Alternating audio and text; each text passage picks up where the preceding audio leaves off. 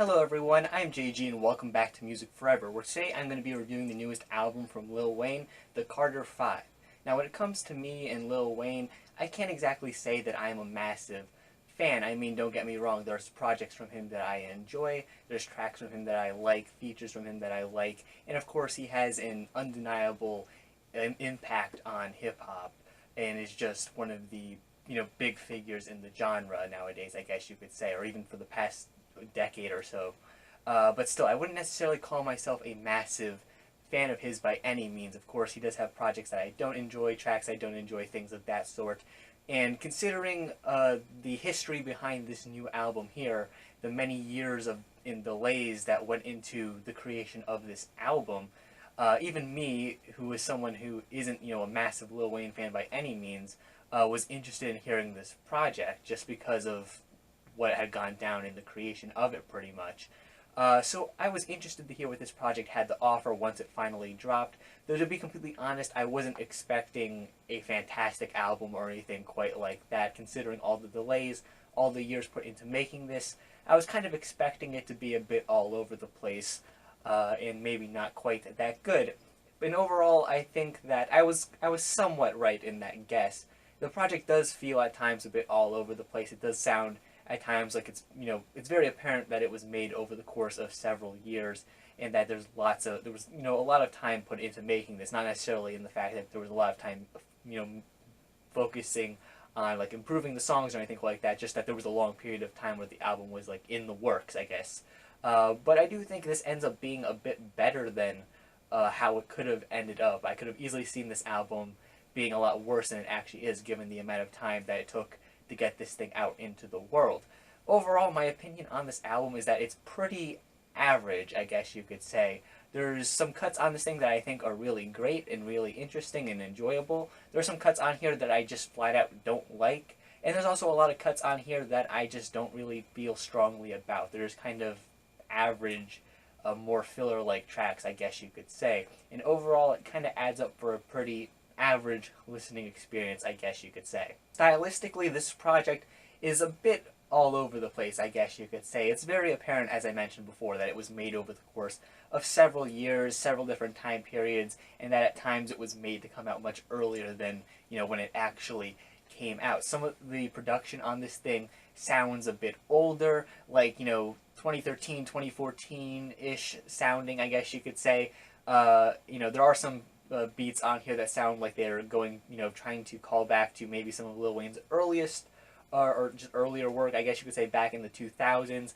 Obviously, this album wasn't made to come out yet. Those tracks are just kind of made to call back to that sound. But really what I mean by dated when it comes to some of these songs is that some of them just sound like they were made to come out like a few years ago. Like, I know music hasn't changed all that much in the past few years or so, but there definitely is a bit of a shift when you compare like 2013, 2014, a few years ago like that, to 2018, like today, the sound overall, I guess you could say, is relatively the same, but there are slight differences. And at times, some of the tracks on this thing sound a bit dated. Like the one track that was produced by DJ Mustard, that track sounded right out of like 2013 or something, and it was kind of a little bit jarring, I guess you could say, especially when there's some other tracks on this thing that sound a lot more modern. And as I said before, there are some tracks on this thing that seem to call back to Lil Wayne's earlier works as well, that sound a lot more inspired by like 2000s, I guess you could say, hip hop.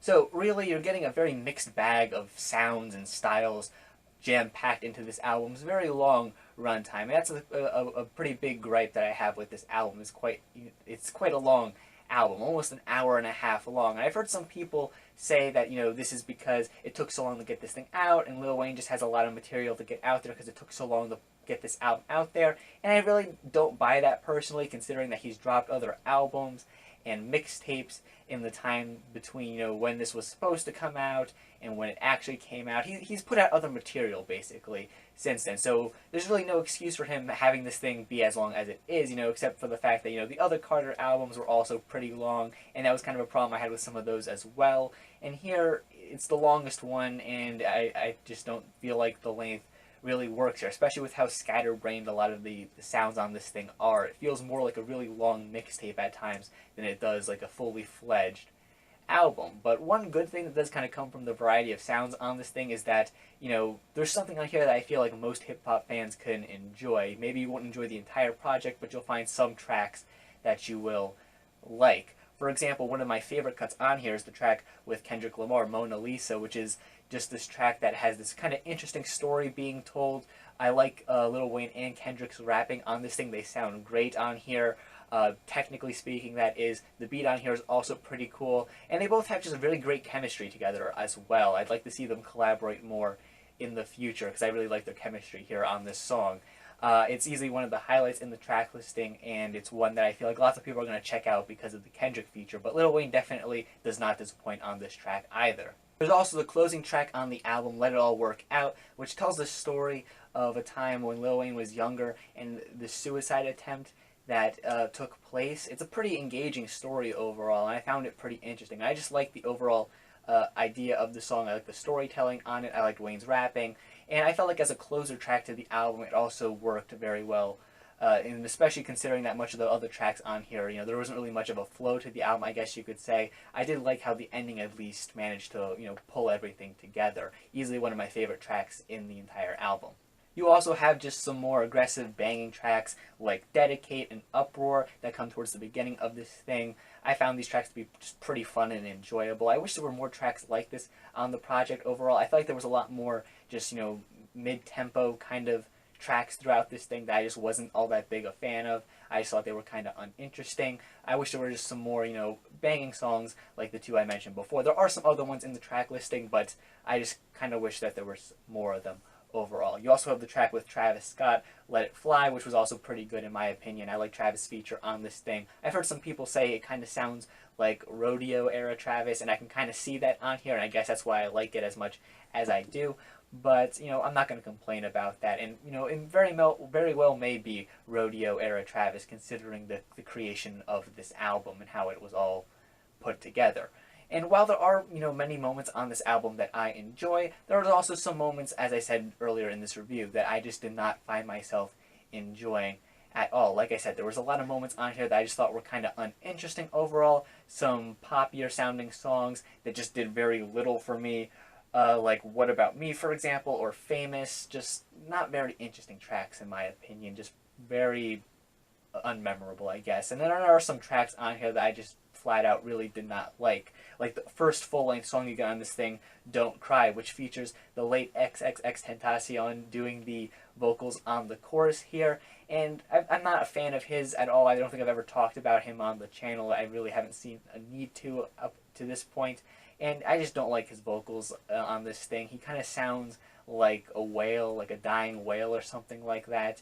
I just did not enjoy that, which, kind of ruined an otherwise okay track. Like Lil Wayne's part on here was at least pretty decent, I would say, but the chorus just really killed the song, and especially considering it's the first full-length song on the album, just did not set the mood for the rest of the project, I guess you could say. You also have the track Dark Side of the Moon, which features Nicki Minaj, which was just this very poppy sounding song, probably one of the more accessible cuts on this thing to poppier fans, kind of telling this story about like this end of the world scenario in like space travel or something like that. It wasn't super engaging, honestly, and it was just kind of a bit too poppy and polished for my taste, I guess you could say. Just did not really care for that one either. As for Lil Wayne's lyrics throughout this thing, it's pretty much just typical Lil Wayne, if you know what I mean. He does have some moments on here with some funny puns, some clever wordplay and things of that sort that you would expect from him, but there's also some pretty bad puns that you'll get occasionally on this thing as well. It's just pretty much what you'd expect from it at this point on a decent project. And as I said, there are some great moments of storytelling on this thing, like on Mona Lisa or the closing track, but a lot of the songs do at times feel a bit, all over the place in terms of their concept or idea, or just, aren't super interesting overall.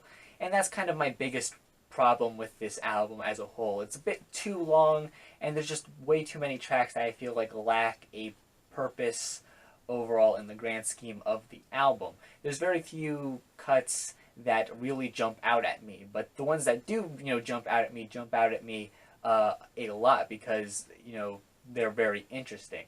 So it is kind of a mixed bag, this album, honestly. I think Lil Wayne fans will find at least some enjoyment in this thing, and, you know, really I feel like hip-hop fans in general will find at least some enjoyment on this thing, given the wide array of sounds that Lil Wayne kind of pulls from on this thing. But I also kind of feel like most people will find at least a track or two on this thing that they don't enjoy because of that same reason. So, you know, I would recommend giving it a listen if you're a hip-hop fan, if you're a Lil Wayne fan. I mean, you probably have already if you're a Lil Wayne fan, or even just a hip-hop fan. Given the history behind this album, you were probably just as interested as I was in hearing this thing.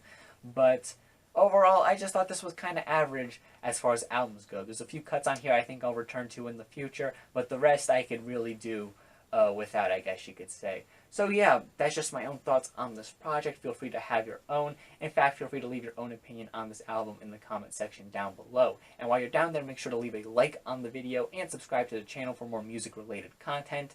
Thank you guys for watching, and stay golden.